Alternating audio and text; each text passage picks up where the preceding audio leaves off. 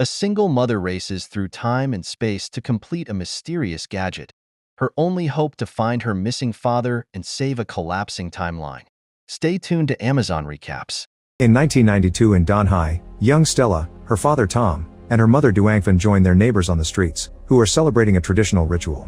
Legend says that once upon a time there was a ring that could bring prosperity and abundance, but those who stole it were overtaken by greed. Those men fought for the ring and it broke into pieces. A demoness then appeared and killed those men before putting a famine curse on the village. Now the locals perform this ritual every year, hoping one day the demoness will forgive them and bring abundance again. The group sets up a bunch of meat dolls at the forest's edge and begins praying. When they hear roaring, they look down out of respect. Once the ritual is done, everyone goes home, but Stella notices her uncle Jamboon staying near the forest. That night Stella wakes up when she hears a noise and sees Tom sneaking out of the house. He enters the forest with his gun out and notices the pieces of meat dolls hanging on the trees. Eventually he encounters the demoness devouring the meat and she growls at him before disappearing. A terrified Tom hears another noise and slowly turns around, only to find Stella. After Tom confirms he came looking for the demoness and the ring, they hear another creepy noise, so they start moving toward a bright light, but they freeze when they hear more roaring. Noticing a shack nearby, Tom orders Stella to hide there and gives her a radio, telling her to call and say certain code if something happens to him. Then Tom approaches the light alone and finds the mythical ring floating in the air. He activates his mysterious bracelet and the ring starts coming down, but at the moment the demoness appears. The bracelet starts failing and the ring goes up again, glowing so much brighter that it scares the demoness off. Suddenly the ring shoots a huge beam of light that reaches the sky, which Jamboon sees from his house. Stella also sees the light and runs out to find Tom, but he's disappeared. She stares at the floating ring as the light disappears too and something falls from a tree nearby. When Stella checks on it, she's horrified to find a dead body. More human pieces begin to fall around her, so she rushes to hide in the shack and calls for help. When a body falls through the shack's roof, a terrified Stella rushes out and begins running again, dodging the bodies without noticing they're falling from a mysterious light in the sky. When she leaves the forest she finds a car waiting. In 2023 in Bangkok, a recently divorced Stella is in charge of a museum's space exhibition. However, after a mistake that was actually her boss's fault, she gets fired. That night Stella tells her daughter Valen that they aren't going home because it was a work benefit, so she's looking for a place to spend the night. At that moment she receives a call from her Donghai informing her that her mother is sick, so Stella agrees to visit. The plane tickets are paid by her cousin Ithi, who also picks them up at the airport. As they come closer to the village, Stella remembers the morning after the incident. Duangfan and Jamboon tried to tell her that Tom abandoned them, but Stella insisted she saw bodies falling and that her dad may have been taken. Jamboon scolded her and said she dreamed everything. In the present, Stella visits Duangfan at the hospital. The old lady mentions Tom's code, saying it's time for Stella to find her dad. However, Stella thinks it's the fever talk. Afterwards Stella goes to her old house and discovers Jamboon is so desperate to buy it that he offers much more money than it's actually worth. Stella refuses and decides to live here for now to stay close to her sick mother. She also notices that Jamboon's son Kong looks exactly like the last time she saw him. He even looks younger than her even though he's older. Later Stella teaches Valen that they must always take care of themselves, which makes her remember how the kids in her village used to mock her for being half white. When the kids insulted her mother, little Stella would fight them. The kids ran away when they noticed Kong watching them, confirming he looked the same back then. Every day Stella tried saying the code on the radio, but she never got an answer. In the present, Stella tries the code on the radio again to no avail. In the middle of the night a voice on the radio wakes Stella up. It's Tom, who thinks he's talking to Duangfan and says that if she has the bracelet, she must take it to certain coordinates. Stella starts writing everything down while trying to talk to him, but it turns out to be a recording that soon ends. The next morning Stella asks her mother about this. Duangfan explains she's been in contact with Tom since Stella left for college, but only once a year.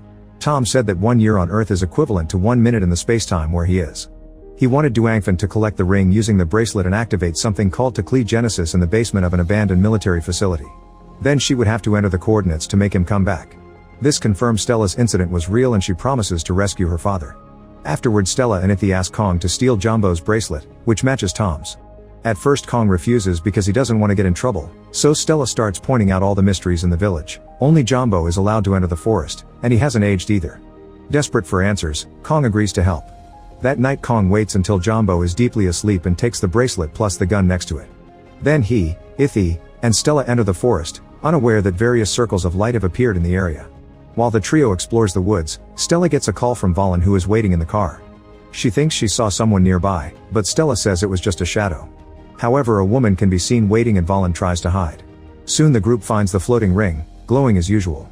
Stella puts on the bracelet and the ring immediately transforms into a sphere before it starts to go down. At that moment the woman Valen saw appears behind them and begins glowing too as it shows her demonic form. When the sphere lands on Stella's hand it expels a big shockwave that makes the creature disappear. Then the trio tries to run away, only to find the demoness in her full monster form. Kong immediately shoots her, triggering a flashback of a school shooting and his body falling through the sky. This makes him collapse, so the others put the gun away and help him get in the car. The demoness tries coming after them but the wound makes her slow. As the group drives away, they notice Jumbo arriving in his own car.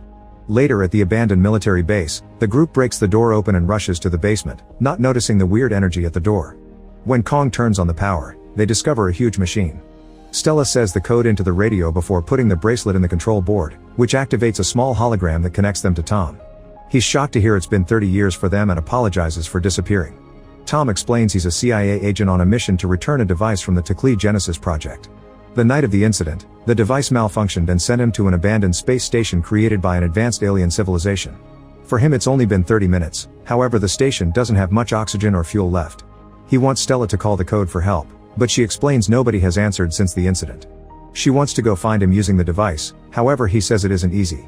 The hologram suddenly transforms as Tom explains Tackle Genesis is a project that the American military started after finding some alien technology. They tested it on military facilities all over the world and their goal was to find a way to travel faster than light. The alien tech was divided and rebuilt into the bracelet and the sphere, which control the warping process. Stella puts on the bracelet and sends the sphere to join the hologram as Tom explains the sphere is made of 5 rings. They control gravity, communication, time, galactic latitude and longitude. This means the bracelet can be used to time travel anywhere in the universe. Unfortunately the gravity and time rings were broken and lost during the trip. They need to find those rings and fix the device if they want to bring Tom back. The gravity ring is in Banqiang 5,000 years before Christ, while the parts of the time ring are 200 years in the future. They can get there because even if the sphere is broken, it'll always follow its missing parts, but they mustn't deviate from those destinations until the device is fixed. The warping process will take everything in a 5-meter radius, meaning they must always find an empty area to travel. The basement is big enough so the group stands under the sphere, which Stella activates using the bracelet. The sphere glows and in just 1 second they've traveled to the past. The group notices the parts of the ring floating above a bunch of tents before they see a few people approaching. At first they think it's cavemen, but a closer look reveals they're zombies. The group immediately starts running toward the tents yelling for help, only to crash against a force field caused by the ring. It isn't until Stella passes through with the sphere that it opens for the others, and the zombies are left outside. The natives treat the group as deities and immediately start worshipping them. Noticing the state of the Banqiang tribe, Ithi theorizes that since they're caught inside the force field, they have almost no food left. Stella doesn't want to take the ring because it'll remove these people's protection against the zombies, but Ithi points out they already know this tribe goes extinct and they're not supposed to change history. While Valen shares her soda with a boy named Morden, Ithi impresses the natives with his phone. Suddenly Kong grabs the bracelet and the sphere to activate the floating ring. After lots of bright lights and sparks, the force field disappears and the ring becomes part of the sphere again. Kang is still controlling the sphere and he won't be able to hold it for long, so they need to leave quickly. At that moment the zombies attack and a fight ensues with both sides losing people by the second. Stella looks for her daughter and when she's about to reach her, a zombie tackles her to the ground. Thankfully Morden's mother kills the zombie by stabbing it in the head. More zombies are coming and the bitten humans are transforming, so Ithi opens fire. The noise causes Kong to freeze so Ithi has to drag him away to find an open area. Stella and Valen try to follow them and they get attacked by a zombie again, but thankfully the natives come to their rescue. Kong activates the warping and Ithi has to keep the locals at bay with his gun. A desperate Stella runs to join them and doesn't notice until the last second that she grabbed Morden instead of Valen. The group returns to the present with the wrong child and Stella immediately wants to go back, but the guys have to stop her. While Morden starts crying Stella calls Tom for help, however he agrees that she must finish the sphere before going back. In the past, Morden's mother and Valen find a spot to hide from the zombies. When the group gets ready to travel again, Jamboon shows up and threatens to shoot them if they don't give him the bracelet. He reveals that while the team was in the past, 10 years passed in the present. To prove it, they go outside and find a giant skeleton in the village. Jamboon explains that without the ring's protection, the monster killed all the locals including Duangfen. Stella still refuses to give him the bracelet and promises to fix this after rescuing her family. Before Jamboon can shoot, Kong jumps on him and they start fighting for the gun. When Stella activates the sphere, Jamboon punches Kong down and runs to put his hand to fight for control of the warping. At that moment Ithi tackles Jamboon and Kong catches him so they start fighting over the gun again. In the struggle, the weapon is accidentally shot and someone starts bleeding. The sphere glows and Stella, Morden, and Ithi appear in New Udon in 2224. A bunch of armed teenagers surround them and quickly knock them out. When Stella wakes up, she and Ithy are handcuffed to a bench and they can hear growling coming from the next room. The teens swear Morden is fine and ask Stella to teach them how to use the Genesis. As Stella notices she's missing the bracelet and the sphere, the teens reveal they've made a copy prototype, which they've used to create a force field around their city that has frozen some government missiles in the sky. It turns out that 200 years ago, the city of Udonthani was attacked by a giant monster. It destroyed most of Thailand, but thankfully the country got help from foreign governments and together they brought down the monster. The city was rebuilt under a new name and at first the foreigners helped, but soon they sided with the industrialists and usurped all the resources, leaving Udon in poverty. These teenagers became the resistance and one day they watched the black hole appear in the sky, destroying the whole city again with a big explosion. That hole also dropped the part of the ring. The government only saved the rich people and now the poor survivors are living with monsters of all sizes. When the resistance found the basement with the Genesis, they reverse engineered the machine but no matter how hard they tried they couldn't make it work. They insist they need to learn how to use it, but Stella refuses to cooperate with these things. In the present, Kong realizes the gun has wounded Jamboon, who wants to make a confession before dying. In 1964 people believed that American soldiers were torturing Thai prisoners to get information, but actually they were kidnapping people to use them in their time-traveling experiments. Jamboon was captured together with Lawan, who could speak English and learned to control the machine by hearing the Americans talk. When it was their turn to enter the machine, Jamboon pretended to have a seizure, so while everyone was distracted, Lawan took the bracelet and controlled the sphere. She activated the warp, causing her, Jamboon, and a bunch of soldiers to be transported to the Ice Age. A soldier managed to shoot her, so Jamboon took the gun from him and shot him back before grabbing another soldier hostage. Then Lawana activated the warping again and they were transported to the Bon Cheong tribe. Jamboon used the confusion to quickly shoot all the soldiers, meaning they were the ones to bring the zombie virus and the ring piece to the past. The next time Lawana activated the sphere, she jumped with Jamboon to the future and a soldier followed them. This man detonated a grenade that caused the explosion the teenagers saw. Their final jump was to Donhai in 1969 and Jamboon used the remaining rings to heal Lawana. However, her body didn't take the power well and she transformed until she became the demoness. She couldn't leave the forest, so she told Jamboon to leave alone and start a new life without her. Jamboon wanted to search for a cure, but the Americans were still using the Genesis for the Vietnam War and Jamboon found thousands of bodies in the forest. This is a reference to a real historical event known as the Thammasat tragedy, during which hundreds of students were shot down by soldiers. In this story, the military used the machine to cover up the tragedy by getting rid of the bodies. One of these students was Kong, who was still alive when Jamboon found him and adopted him. In the present, Jamboon explains he stayed in Donhai to protect Kong and the sphere in the forest. As his last wish, he asks Kong to take him to the woods to see Lawan. In the future, Valen and Morden's mother are shocked to wake up inside a theater. When they try to leave, the building starts shaking and they see a giant monster outside the window.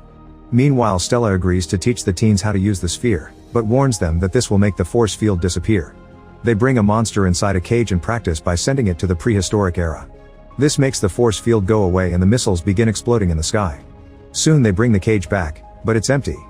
The monster appears nearby and immediately attacks a girl, so the others open fire. However, now the creature can teleport at will and keeps appearing in different spots in the room to attack more people. Everyone starts running away, but they can't go outside because the missiles are releasing toxic gas, which is already affecting the guards. Soon the monster is cornering people against walls and doors to eat them. Stella takes the sphere and the bracelet back and realizes it's malfunctioning because instead of reabsorbing the final ring, the teens completed the sphere with their copy. At that moment the monster appears in front of them, so Ithy pulls at its tail to distract it. Then Stella activates the warping at the same time the rebels shoot, which causes a small explosion that finally kills the beast. Afterward they discover that one of their guards has died of the gas. Stella wants the teens to come with her, but they want to stay and fight. They also reveal that every time they use the machine it caused a causality breakdown, that's why they don't age. The machine made random beings jump through space and time, which explains why many of the monsters are dinosaurs. This also explains why Morden's mom and Valen are in the future, although they've arrived at the moment before the United Foreign Forces launch their attack. The mother has a wound on her leg and can barely move, so Vale looks for medicine to help her. The teenagers tell Stella that the aliens' invention destroyed their own civilization, which happened before the existence of this universe. Then Stella is given a new time ring, which has been improved from the original. It should be able to rearrange the timeline and fix all the ripples caused by time travel. Stella and Morden get ready to leave, but Ithy announces he's staying so the teens can have an adult who guides them. In the meantime, Valen and the lady discover that there's a zombie in the building with them. Valen very carefully closes the door to keep him out of their room. Unfortunately, there's a second zombie in the adjacent office, so once again Valen has to move quietly to close that door too. In the present, Stella and Morden find Kong alone. After they share what happened, they finish building the sphere and agree to reset the timeline. However, when Kong uses the sphere, He takes the group to the day of the Thermostat tragedy, hoping to change the past. The students are going home, but they stop to hug Kong when they see him. At that moment the soldiers appear and open fire, so everyone rushes to hide. As many students begin to fall dead, the sound of the shots and the screaming makes Kong finally remember the moment of his own death. The group keeps running and finds a door covered with the sphere's energy. To their shock, they can see Valen and Morden's mom on the other side. The energy suddenly sweeps the corridor before disappearing, and the sight of the future goes away too. At that moment the soldiers finish killing all the students and Stella has to hold back Kong to stop him from interfering. When a soldier is about to shoot him too, Kong uses the sphere to send them back to the beginning of the tragedy. Stella scolds him, explaining each use further distorts the timeline, but Kong ignores her and tells all the students to hide. As the group runs down the corridor, the weird energy appears on the door again. The soldiers open fire, and when the bullets cross that door, they're transported to the future. Ithy also hears a radio voice talking about the tragedy, proving the timelines are colliding with each other. Nearby a boy appears laughing, and the group in the past can hear him as well. At that moment the government ships open fire in the future and the bullets travel to the past too, bringing down the soldiers and destroying all the objects in the corridor. Ithy takes a missile launcher and shoots down one of the ships, causing it to appear in the past. The ship hovers for a few seconds before crashing against the black hole, closing it with the resulting explosion. In the end tons of students and soldiers die anyway. Kong finally accepts he can't change the past and gives Stella the bracelet, saying he'll stay there where he's always belonged. He also takes the camera roll from a dead student and asks Stella to share the truth of what happened. 2 soldiers appear to keep on fighting, so Kong runs to distract them while Stella and Morden teleport. Meanwhile the zombie grabs Valen and Morden's mother jumps in to save her.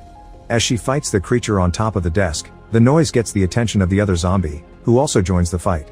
The mother is overwhelmed and the zombies bite her at the same time. At that moment Stella and Morden appear in the building, and Stella discovers a bullet has wounded her. She calls for Valen and the girl runs to her, but when Morden calls for his mom, he discovers she's become a zombie. He cries as he realizes he must leave with Stella, who activates the sphere again to leave with the kids right before the missiles strike the city. In the present the trio appears in the military facility and all the rings come apart. Stella is too weak to move, so she gives the bracelet to the kids to finish the job. Suddenly the door opens and the demoness appears. Morden rushes to grab a metal bar to distract her while Valen uses the machine to call Tom, who tells her what buttons to press. As the machine restarts, the rings come back together to reform the sphere. It starts glowing and so does the demoness, screeching in pain as her body disintegrates. A huge amount of energy appears on top of the facility, slowly fixing the timeline. Stella closes her eyes before a very bright explosion of light takes over the area. When she opens them, she finds herself in front of a tree with her mother's voice, who reminds her that as long as there's love, every little thing does matter. Tom's voice joins in with a different take. Everything in the universe has a beginning and an end, so nothing truly matters.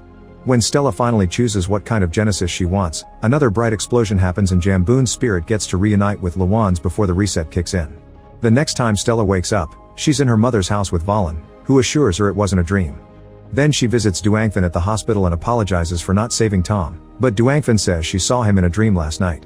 Soon she gets better and the whole family lives together in the old house including Morden, who has been adopted.